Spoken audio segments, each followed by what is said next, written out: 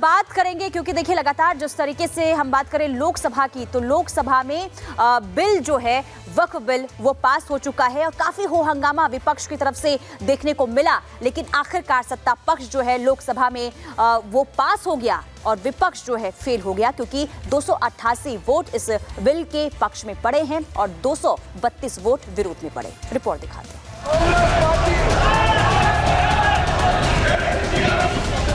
क्या धमकाना चाहते हो भाई? संसद का कानून है, सबको स्वीकार करना पड़ेगा। मैं कानून को फाड़ता हूं, ये अनकॉन्स्टिट्यूशनल है सर। ये जो बात कह रहे कि ये बिल असंवैधानिक है, असंवैधानिक काम तो उन्होंने किया है जो बिल फाड़ने का काम किया है।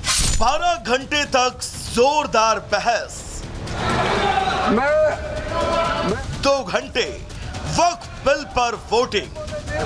मैं फिर से कहना चाहता हूं, रात 2 बजे वक्फ बिल पर मुहर। प्रस्ताव मोदी सरकार के तीसरे कार्यकाल का सबसे ऐतिहासिक बिल लोकसभा में पास हो चुका है।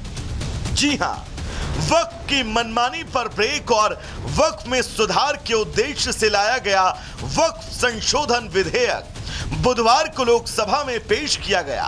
संसदीय कार्य मंत्री किरेन रिजिजू ने जैसे ही बिल को चर्चा के लिए पेश किया, सदन में संग्राम छिड़ गया और जोरदार हंगामा भी देखने को मिला। सबने चर्चा किया, अपना अपना वक्फ बिल पर विपक्ष और सरकार के बीच खूब बहसबाजी हुई। विपक्ष ने अपने तरकश से आरोपों के तीर छोड़े तो सरकार ने भी विपक्ष को आईना दिखाने में कोई कोर कसर नहीं छोड़ी। दोपहर 12 बजे से शुरू हुई चर्चा और वोटिंग का दौर रात करीब 2 बजे तक चला। इस दौरान विपक्षी खेमे ने एनडीए को घेरने की भरसक कोशिश की, लेकिन उनकी ये कोशिश धरी की धरी रह गई और वक्फ संशोधन विधेयक लोकसभा में पास हो गया। शुद्धि के अध्ययन मत विभाजन का परिणाम इस प्रकार है। पक्ष में 288, विपक्ष में 232। प्रस्ताव स्वीकृत हुआ और विधेयक यथा संशोधित पारित हुआ। लोकसभा में बिल पर वोटिंग के दौरान 520 सांसदों की मौजूदगी थी। ऐसे में बहुमत के लिए सरकार को 261 का आंकड़ा चाहिए था। जब इस बिल पर लोकसभा में वोटिंग कराई गई तो वक्फ संशोधन बिल के समर्थन में 288 वोट, जबकि इस बिल के विरोध में 232 वोट पड़े। लोकसभा में वक्फ संशोधन बिल पर देर रात तक चर्चा हुई, लेकिन जैसे ही रात के 1 बजे तो किरण रिजिजू विपक्ष के सवालों का जवाब देने के साथ उन पर चुटकी लेने से नहीं चूके। 12 बजने वाले हैं, 12 बज के पार हो गए। हमारे लिए 12 नहीं बजा, ऑपोजिशन पार्टी का 12 बज गया है। हालांकि इसके पहले दिन भर लोकसभा में बिल पर जोरदार बहस हुई। विपक्ष ने एनडीए सहयोगियों को मुस्लिम वोट बैंक खिसकने का डर दिखाया, लेकिन उसका कोई दांव न चला। जिस तरह से सरकार ने कहा था कि हम इस वक्फ बिल को इसलिए अमेंड कर रहे हैं कि जिससे ट्रांसपेरेंट हो और लोगों का इसका फायदा मिले, गरीब को, आम मुसलमान को। इसमें स्पष्ट दिखता है कि वक्फ के बिल में बदलाव इसलिए नहीं चाहते थे कि कईयों की दुकान भ्रष्टाचार की चलती थी। भारतीय जनता पार्टी पारदर्शिता और जवाबदेही लाना चाहती थी, जिससे भ्रष्टाचार बंद होता तो कांग्रेस और इनके सहयोगियों की दुकान बंद होती। महत्वपूर्ण बिल था और ऐतिहासिक बिल था और एक बहुत बड़ा रिफॉर्म है। सबको न्याय देने के लिए प्रधानमंत्री जी के नेतृत्व में आज ये बिल पारित हुआ है। ये ऐतिहासिक दिन है। लोकसभा में चर्चा के दौरान विपक्षी दलों ने बिल का पुरजोर विरोध किया। ओवैसी ने तो संसद में वक्फ बिल की कॉपी तक फाड़ दी और इस बिल को असंवैधानिक बताया।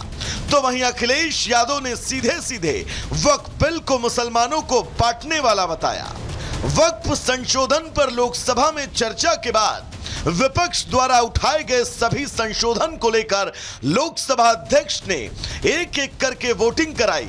इस दौरान विपक्ष के सभी संशोधनों की मांग को अस्वीकार करके खारिज किया गया और वक्फ संशोधन बिल को सरकार ने बहुमत के साथ लोकसभा में पास करा लिया।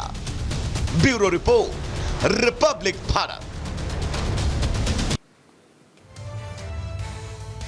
तो रिपोर्ट आपने देखी, कितना हो हल्ला हंगामा संसद के अंदर कल देखने को मिला। लेकिन सवाल कई हैं। सवाल ये कि आखिर इतना विरोध बिल को लेकर हो क्यों रहा है, सड़क से लेकर संसद तक आखिर क्यों इतना हाय तौबा जो है वो देखने को कल मिला है। आपको ये बता देते हैं कि जो वक्फ संशोधन बिल है इसका क्या असर वक्फ बोर्ड पर पड़ेगा, जरा ये हम आपको ग्राफिक्स के जरिए समझाते हैं। क्योंकि देखिए लगातार ये जो बदलाव हुआ इसे लेकर बवाल देखने को मिला। वक्फ बोर्ड में महिलाएं शामिल होंगी, पहले नहीं थी लेकिन अब वक्फ बोर्ड में महिलाएं जो हैं वो शामिल हो सकेंगी। कलेक्टर को संपत्ति सर्वे करने का भी अधिकार होगा, पहले ये अधिकार नहीं था। विवादों के समाधान की निश्चित समय सीमा अब तय कर दी गई है। इसके अलावा वक्फ ट्रिब्यूनल की मनमानी पर भी लगाम लगेगी, क्योंकि ये मनमानी जो है वो काफी देखने को मिलती थी और वक्फ के फैसले को कोर्ट में अब चुनौती जो है वो दिया जा सकेगा, क्योंकि पहले कोर्ट को लेकर इसमें कोई प्रावधान नहीं था और बोहरा और आगा खानी भी बोर्ड बना सकेंगे। इसके अलावा वक्फ बोर्ड को हर साल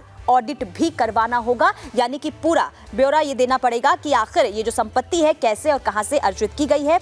तमाम चीजों पर जो है यहां पर जो है यानी कि अब वक्फ संशोधन बिल में जो संशोधन किया गया है ये तमाम संशोधनों के बाद इस बिल जो लोकसभा में पास हुआ।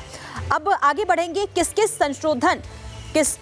संशोधन गिरा, क्योंकि संशोधन के पक्ष में भी कल वोट पड़े थे संसद के अंदर, लेकिन किसका संशोधन गिरा है ये भी हम आपको बता देते हैं। इमरान मसूद कांग्रेस के जो नेता हैं, जो सांसद हैं, उन्होंने संशोधन को लेकर वोट डाले थे, लेकिन इनका जो है ध्वनि मत से ये संशोधन है वो गिर चुका। इसके अलावा असदुद्दीन ओवैसी की बात करें, इनका भी संशोधन गिर चुका है। सौगत रॉय टीएमसी सांसद हैं और अरविंद सावंत शिवसेना यूबीटी, इनका भी जो है संशोधन मत उन्होंने डाला था वो गिर चुका। अरविंद सावंत की बात करें या फिर आगा सैयद की अगर हम बात करें तो इन लोगों ने संशोधन को लेकर वोट डाले थे, लेकिन ध्वनि मत से वोट जो है वो गिर चुका है। और अब बात करेंगे क्यों लगातार जिस तरीके से देखिए विरोध और हंगामा वक्फ संशोधन बिल को लेकर देखने को मिला, लेकिन कई बार ऐसी भी तस्वीरें सामने आई जिसने कई सवाल भी उठा दिए। खास करके अगर हम बात करें असदुद्दीन ओवैसी की, उन्होंने वक्फ संशोधन बिल को फाड़ दिया और इसके बाद नाराजगी वहां पर जबरदस्त तरीके से देखने को मिली और सत्ता पक्ष की ओर से भी सवाल उठाए गए और ये कहा गया कि संसद के अंदर बिल फाड़ना ये असंवैधानिक है। आपको पहले सुनवाते हैं कि असदुद्दीन ओवैसी ने क्या कहा। ये बिल का मकसद सिर्फ मुसलमानों को जलील और रुस्वा करना है, मुसलमानों को दूसरे दर्जे का शहरी बनाने का इनका मकसद है। सर अगर आप हिस्ट्री को पढ़ेंगे तो महात्मा गांधी उस वक्त के व्हाइट अफ्रीका में सफेद फार्म अफ्रीका के कानून को महात्मा गांधी ने कहा था कि ये मेरा कॉन्शियंस इसको मानता नहीं, मैं इस कानून को कबूल नहीं करता हूं। तो महात्मा गांधी ने क्या किया, उन्होंने उस कानून को फाड़ दिया। तो मैं गांधी की तरह इस कानून को फाड़ता हूं, ये अनकॉन्स्टिट्यूशनल है। सर आपने देखा ओवैसी साहब को कि अभी उन्होंने तो इस बिल को फाड़ने का काम किया है, तो ये जो बात कह रहे कि ये बिल असंवैधानिक है, असंवैधानिक काम तो उन्होंने किया है जो बिल फाड़ने का काम किया है। तो असदुद्दीन ओवैसी को आप सुन रहे थे, नाराजगी वो वक्फ संशोधन बिल को लेकर जताते हुए नजर आए। लेकिन बात अमित शाह की कर लेते हैं, क्योंकि लगातार देखिए विरोध जो है विपक्ष का देखने को मिला इस बिल को लेकर, लेकिन करारा प्रहार जो है वो अमित शाह की तरफ से किया गया और ये कहा गया कि ये जो बिल है वो किसी पार्टी का नहीं है बल्कि संसद का है। सुनवाते हैं आप। मान्यवर, यहां एक सदस्य ने तो कह दिया माइनॉरिटी इस कानून को स्वीकार नहीं करेगी। क्या धमकाना चाहते हो भाई? संसद का कानून है, सबको स्वीकार करना पड़ेगा। स्वीकार नहीं करेंगे मतलब क्या है? कैसे बोल सकते हैं कोई हम कानून को स्वीकार नहीं करेंगे? ये कानून भारत सरकार का है, हर एक पर बंधन करता होगा और इसको स्वीकार करना पड़ेगा। देश तोड़ दोगे आप लोग, तोड़ दोगे। हमने साहब मैं अभी भी आपके माध्यम से, इस सदन के माध्यम से देश भर के मुसलमान भाइयों बहनों को कहना चाहता हूं, आपके वक्फ में एक भी नॉन मुस्लिम नहीं आएगा। ये एक्ट में ऐसा कोई प्रावधान नहीं। और चलिए एक और बड़ी खबर इससे जुड़ी बता देते हैं। आज राज्यसभा में वक्फ बिल को पेश किया जाएगा और दोपहर 1 बजे इस बिल को पेश किया जाएगा। तो लोकसभा में पास होने के बाद अब जंग राज्यसभा में भी देखने को मिलने वाली है। राज्यसभा में इस बिल को पेश किया जाएगा। कल लोकसभा में देखिए 12 घंटे से ज्यादा इस बिल पर चर्चा हुई और इसके बाद इस बिल को पास कर दिया गया और अब बारी है राज्यसभा में इस बिल को रखने की। दोपहर 1 बजे का समय है जब इस बिल को राज्यसभा में रखा जाएगा। तो कल लोकसभा में केंद्रीय मंत्री किरण रिजिजू ने वक्फ संशोधन बिल को पेश किया था और इस बिल पर लंबी बहस चली। सत्ता पक्ष और विपक्ष के बीच गहमा गहमी काफी देखने को मिली और इसके बाद वोट पड़े और वोट पड़ने के बाद बिल पास हुआ और आज राज्यसभा में इस बिल को रखा जाएगा। मत विभाजन का परिणाम इस प्रकार है। पक्ष में 288, विपक्ष में 232। प्रस्ताव स्वीकृत हुआ और विधेयक यथा संशोधित पारित हुआ। वक्फ संशोधन बिल पर लोकसभा की परीक्षा पास करने के बाद अब मोदी सरकार के सामने इस बिल को राज्यसभा में भी पास कराने की चुनौती है। सरकार आज वक्फ संशोधन विधेयक को राज्यसभा में पेश करने वाली है। ऐसे में लोकसभा के बाद राज्यसभा में इस बिल को लेकर संग्राम के आसार नजर आ रहे हैं। वक्फ संशोधन बिल आज दोपहर 1 बजे राज्यसभा में पेश होगा, जहां इस बिल पर चर्चा के लिए 8 घंटे का वक्त मुकर्रर किया गया है, जिसके बाद राज्यसभा में इस बिल पर वोटिंग कराई जाएगी। जैसे लोकसभा में वक्फ संशोधन बिल पास कराना सरकार के लिए कोई बड़ी चुनौती वाली बात नहीं थी, क्योंकि यहां नंबर गेम के हिसाब से सरकार के पास बहुमत था और इसके चलते यह बिल आसानी से लोकसभा में पास हो गया। लेकिन अब राज्यसभा में सरकार की अग्नि परीक्षा है, क्योंकि राज्यसभा में वोटों के समीकरण देखें तो यह साफ है कि सरकार को यहां ज्यादा जोर लगाने की जरूरत है। दरअसल राज्यसभा का नंबर गेम देखें तो यहां कुल सांसदों की संख्या 236 है। बिल पास कराने के लिए 119 सांसदों का समर्थन चाहिए। राज्यसभा में एनडीए के 115 सांसद हैं। ऐसे में अगर 6 नॉमिनेटेड मेंबर्स भी उसके पक्ष में वोट करें तो सरकार का आंकड़ा 121 तक पहुंच जाता है और वो आसानी से बिल को पास करवा लेगी। वक्फ संशोधन बिल पर लोकसभा में भले ही विपक्ष की एक ना चली, लेकिन अब वो राज्यसभा के साथ कोर्ट और सड़क तक इसकी लड़ाई लड़ने का दम भर रहा है। अभी तो हम लोगों ने पूरी तरह से इसके प्रयास किया कि बिल पास नहीं होना चाहिए, लेकिन जाहिर सी बात है कि बिल जो पास होता है वो नंबर से होता है। तो सरकार के पास में जो बहुमत था और राज्यसभा में आएगा तो पूरा प्रयास करेंगे कि वो उसको वहाँ रोक सके। हमारे अधिकारों के ऊपर पूरी तरीके से कुठाराघात है, तो ये बहुत बड़ा नुकसान मुसलमान को, वक्फ को, दोनों को होने जा रहा है। हम लोग रास्ता देखेंगे, कोर्ट जाएं, कोर्ट में जाकर के हम लोग लड़ाई लड़ेंगे। It is unconstitutional. मुस्लिम के लिए this is dangerous for the Muslim community. Muslim का वो हिंदू मुस्लिम करके देश का विभाजन करके ये लोग रख दिया।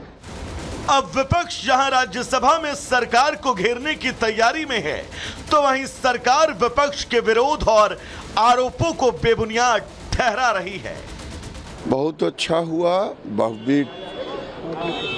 जो कांग्रेस ने 2013 में गलत किया था तुष्टीकरण को लेकर के, उसका शुद्धिकरण किया गया।